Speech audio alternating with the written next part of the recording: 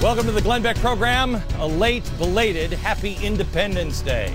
We have some stories that we're following today that I want to talk to you about. First of all, President Obama has been meeting with Benjamin Netanyahu today. I'm sure it's going to go as well as it did last time.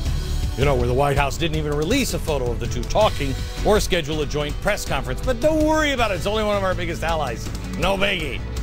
I'm sure it's going to go as well as just about every policy of this administration. It's that well. Also, let's go to the Justice Department. They're filing suit today against Arizona, accusing the state of trying to second-guess the federal government. Oh, how dare they! The federal government never gets things wrong. What do they think? They have rights or something? The lawsuit challenges the state's immigration policy, claiming the invalid law interferes with the federal immigration responsibilities. Well, if you want to take care of your responsibilities, federal government, then I'm sure Arizona would be totally cool with that. But the DOJ says this law must be struck down.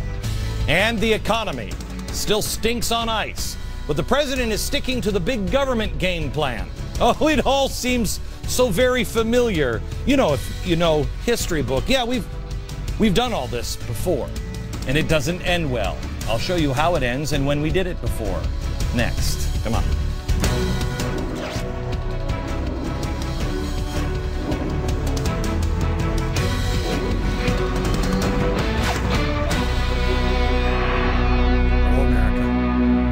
You know, Congress just couldn't agree on a budget. But don't worry about that. No, don't worry about it. The House Democrats have deemed and passed a new $1.1 trillion budget. Isn't that great? Deem and pass $1 trillion. Why do we have any of those pesky laws or rules or anything? We should just deem and pass everything. Wouldn't that be great? Yeah, I probably shouldn't say that because they'll do it. This deem and pass allows Democrats to start spending money in 2011 without following any real budget. Just spend away. Now, Obama's budget director, Peter Orszag, do you remember him? He was the guy who was like, oh my gosh, health care is going to be so great. It's going to be so cheap.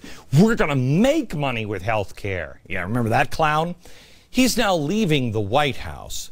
But he wanted to make it very clear. It's not that he was at all disagreeing with the president's spending. No. He said, and if I may quote, I want to emphasize that it would be inaccurate to say that I have told the president personally that I'm leaving because of concerns about our fiscal policy. Who makes a statement like this? I mean, I want to emphasize that it would be inaccurate to say that I have told the president personally that I'm leaving because of concerns about... It's kind of like me. People say, oh, that Glenn Beck, he's always saying that Barack Obama is an extremist. No, that would be inaccurate for anyone to claim that I have told the president that he was an extremist personally. Hey, Pete, we're on to you. We've seen this game before. Now, another former Clinton labor secretary and Obama economic advisor, Robert Reich, has come out and said this, quote, the economy is still in the gravitational pull of the Great Recession. All the booster rockets for getting us beyond it are failing. No, you don't say, Robert. Big government is failing spectacularly. It always does. A year and a half of Obama, here's what we have. The average time needed to find a job now has risen to a record 35.2 weeks. The budget deficit is now 10% of GDP. Home sales, down. Retail sales, down. 9.2 million people are now unemployed. Gee, I can't wait for the other half of this term because this is going well. Despite all of this, the president is taking a victory lap around the country. He's calling this, you ready? The recovery summer. What recovery? This is about as ridiculous as if BP was going around the country right now saying, oh, we're just promoting our unbelievable environmental safety record. Yeah, I don't think so. History shows us time and time again, big government spending is not the answer to national economic problems. But we keep going. Here we go, down the big government path again. Europe The beloved Europe. We should be more like France. We should be more like Europe. This president is squandering a historic opportunity by alienating our allies. Were you saying that about Barack Obama or George W. Bush? How come we're not more like Europe? How is this happening? Well, part of the problem is we have too many politicians like Pete Stark from California. What a surprise. Pete is a founding member of the Progressive Caucus. I showed you some video last week. He embodies absolutely everything about progressives that we have told you about. They look down at you. You're not smart enough to figure it out. Last week, we showed you some constituents in California that were asking about the border fence. He started mocking the Minutemen. How many people are you going to kill today? Excuse me? Now listen to him in this interview with Jan Helfeld on the national debt. Watch this. It's better with sound. The wealthier we are. The larger the national debt, the wealthier it's an indication of the wealth of the country. You're right. So the more you owe, the more you're worth? In federal account, in the national scheme of things, that's quite right. So why shouldn't we borrow another $1 trillion then next year?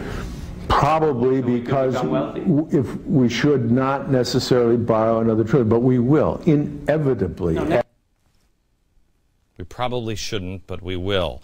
And remember, national debt is just a sign of your wealth. He's a deep thinker. If I only had a brain. First of all, if you don't believe progressives think that you are too stupid and have to be dragged to the right answers, watch the next clip that's coming. More debt means we're wealthy. Remember that. Okay? At the time of the clip, the national debt was $5 trillion. Well, we're 3 times that wealthy now. We're so rich. Don't you feel it? Where did we go wrong on this one, Pete? Well, watch, buckle up. Here he goes. He's going to start condescension.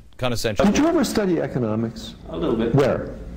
In University of Puerto Rico. Oh, in University of Puerto Rico. Do you have a doctorate in economics? No, I don't. Master's degree? No, I don't. How many classes did you take? What I would suggest is that you go, they're simple-minded questions that don't relate to the realities. The viewers who don't have a doctorate in economics. Well, why, if you'd shut up for a minute, why don't you explain to your viewers? You're blabbing away here about something you don't know anything about. So you think that if the national debt increases, we become wealthier. So I don't see why you don't want to go for it and go for $2 or $3 billion. It's why you probably never graduated from a very good college, Jan. And I'm not going to take the trouble to educate you here. Oh, please don't, Pete.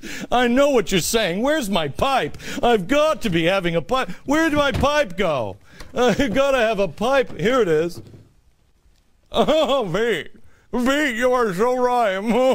Why explain things like that to the riffraff? Oh, man. I tell you what, Pete. I'm going to speak slowly here for you, okay, Peachy Weedsy? You should probably maybe TiVo this.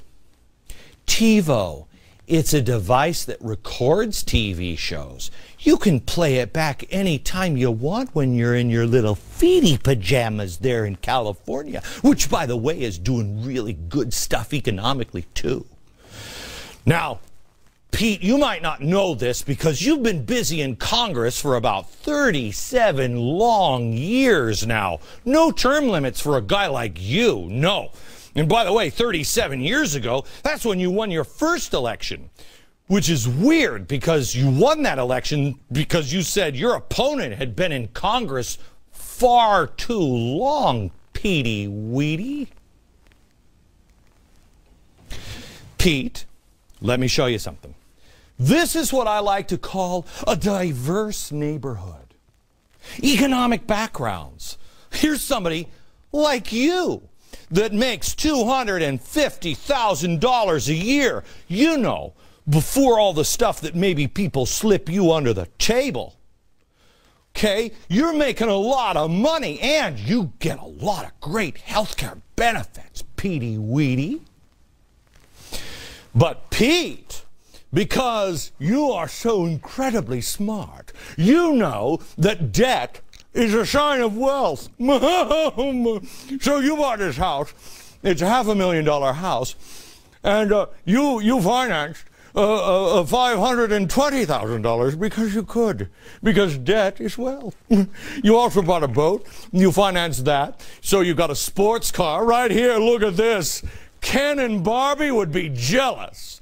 All right, you got a summer cottage out at the lake as well. But you got it all financed.